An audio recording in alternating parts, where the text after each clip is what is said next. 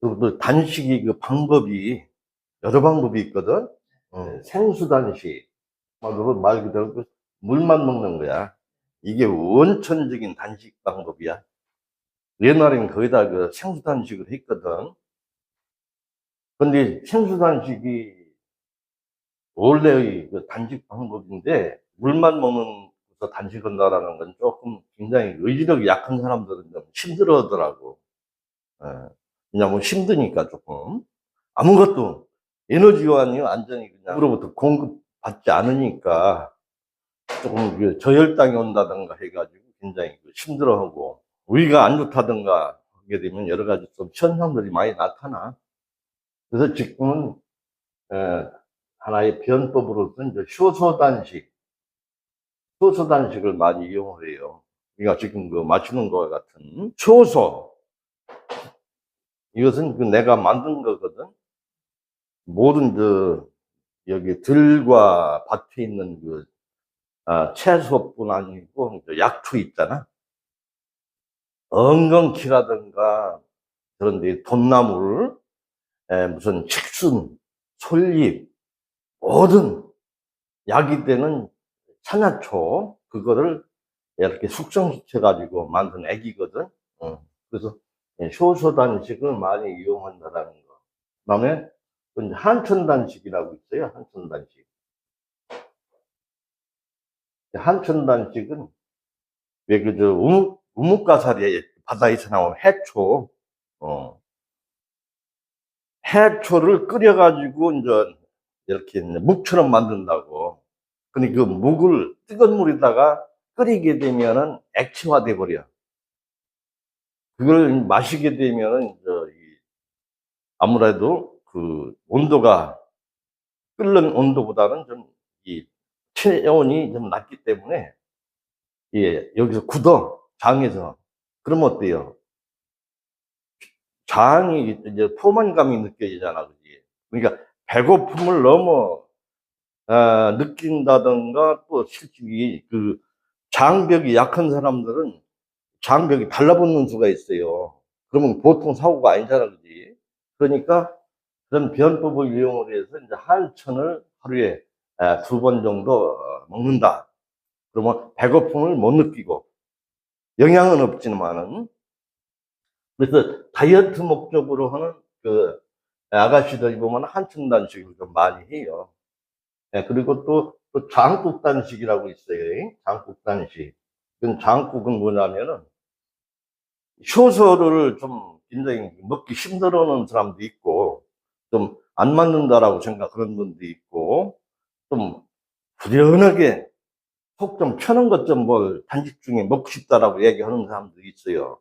그런 사람들은 이 다시마, 표고버섯, 우린 물에다가 우리 간장 있잖아, 간장. 간장과 에너지원인 설탕을 첨가를 해가지고 이렇게 한 대접을 하루에 한 2번 정도 먹는 경우가 있어.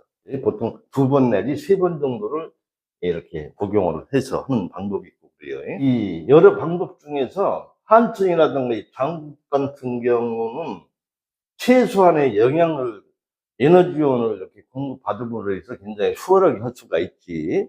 그러나 효과는 물단식보다는 조금 떨어진다라는 거. 그래서 이 효소 단식은 말 그대로 효소. 김치도 발효되잖아, 그지? 그럼 거기 효소가 있잖아. 된장도 발효가 되잖아. 효소가 있잖아.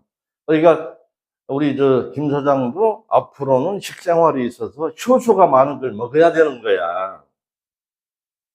된장도 생으로 먹어야 되고, 간장도 먹어야 되고, 식초, 김치도 발효식품이잖아, 그지? 그런데 인스턴트 식품 같은 경우는 다 튀긴 거잖아. 효소가 전혀 없어요. 죽은 음식이란 말이에요. 그러니까 살아있는 음식, 효소가 살아있는 음식을 먹어야 된다는 거예요. 그래서 단식 끝나고 나서는 지금 김 사장한테 절대적으로 부족한 효소 수치를 올려줘야 되는 거야. 그럼 뭐냐? 생야채, 응? 그 다음에 발효식품. 그러니까 요구르트 같은 경우도 발효식품이잖아, 그게. 예. 그러니까 효소가 내가 부족하다라고 생각하면 돼요. 그러면 효소를, 수치를 올려줘야 돼요. 일정한 수치가 이뤘을 때는 우리 몸에 문제가 없어요. 근데 그 저하가 됐을 때는 몸이 굉장히 피곤하고, 여러 가지 병약해진다라고 보면 되는 거예요. 그래서, 효소라는 걸 다시 한번 생각해 볼, 하나의 기회다라고 보면 됩니다. 그래서 단식 방법은 이런 방법이 있고, 근데 김 사장한테는 효소 단식을 적용해서 단식을 일주일 할 겁니다. 이 효소 단식. 원래 그 단식은 이틀간이 고비야, 이틀간. 어제까지 음식을 먹었잖아, 그지? 비록, 아주 시험이 죽이지만은. 근데 오늘부터는 안 죽는단 말이야. 그럼 몸에서 평생 예부로부터 음식이 주어지다가 갑자기 음식을 끊어버린다?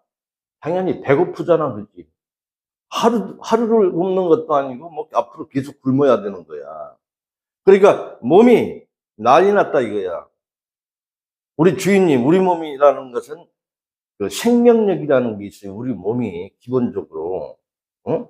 생명력이 그동안은 발동이 되지 않다가 위기에 닥쳤어. 이 김 사장이라는 사람이. 그러니까 김 사장을 지켜주는 그 생명력이 큰일 났다 이거예요.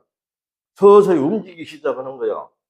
이거 음식이 에너지원인 칼로리가 주어지지 않으니까 이게 큰일 났다. 빨리 살라. 지금 원료가 끊겼다.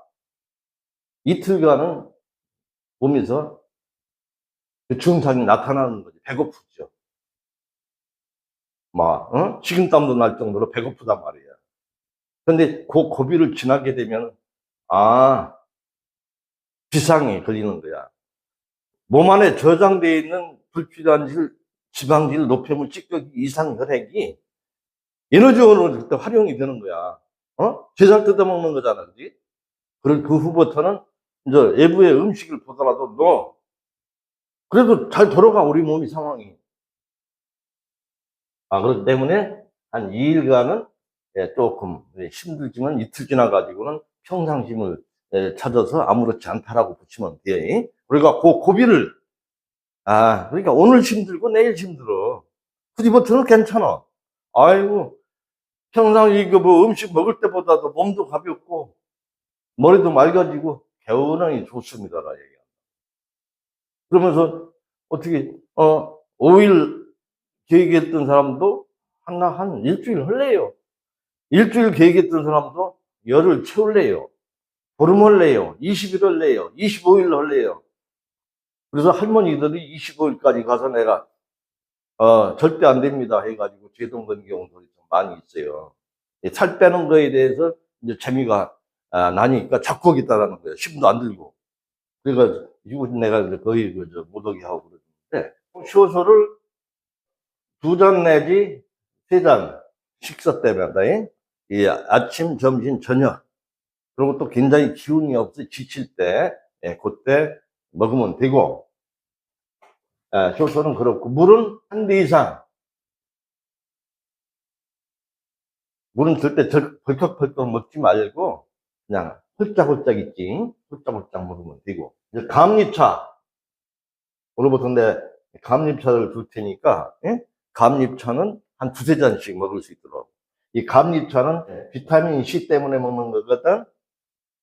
그러니까 비타민 C는 아무리 단식시더라도 먹어줘야 되는 거야. 비타민 C는 오줌으로 거의 수용성 비타민이기 때문에 오줌으로 배설이 돼요. 우리 몸속에 남지를 않아. 그러니까 비타민 C 없이는 우리의 건강이 될 수가 없어요. 그러니까 단식 시에도 비타민 C를 차를 만들어서 항상 우리가 먹을 수 있도록, 그래서 감리차를 먹을 수 있도록 하고, 그러고 나서 관장을 해야 돼요. 관장을 할 때 되면 내가 방에 들어갈게. 그러니까 하는 방법을 알려줄 테니까 스스로 할 수가 있거든. 그리고 된장찜질을 한다. 된장을 만들어서 이 팩을 배에다 해가지고 숙변이 장벽에서 떨어질 수 있도록 이렇게 된장찜질을 그렇게 해가지고 한 4시간 정도 묵고 있을 수 있도록 그렇게 해가지고 아주 힘들게 집을 떠나왔으니까 여기서 한번 요양하는 건 좀 제대로 이제 해볼 수 있도록, 예, 그렇게 생각하면 돼요. 된장찜질하고, 그리고 풍욕하고, 냉온욕하고, 그리고 이제 모든 게 척추를 바르야 되는 거고, 모든 게 온활해야 되는 거야. 장이 깨끗하고 척추가 바른 상태에서는 칼로리를 영양에서 말하는 2,500 칼로리 그걸 채우지 않아도 돼요. 우리 몸이 완전한 효율성을 나타낼 수가 있는 거기 때문에 그때는 최소한의 하루에 그 녹즙 2잔으로도 살 수 있는 그런 체질이 된다라는 것이 이제 이 자연의학, 일본 같은 데서는 어떤 고다박사께서 그 실증을 한 거고, 이 자연의학에서는 뭐 음식을 많이 먹어야 된다, 2,500 칼로리를 먹어야 된다, 보다도 항상 소식주의로도 갈 수 있는 그런 체질이 되어버려요. 예, 단식, 이렇게 효소 단식에서 한 일주일 정도 예상하고 한번 해볼 수 있어요. 물 마시는 거 소리 하지 말고, 물로 몸을 청소하는 거기 때문에, 예, 그래서 항상 물병을 손에서 놓지 않을 수 있도록. 그렇게 하면 되고, 오늘 그 냉온욕이 있으니까, 서서히 올라가가지고, 거기서도 조금 주변에서 조금 이렇게 왔다 갔다 좀 하고, 그러면 되겠네. 오케이?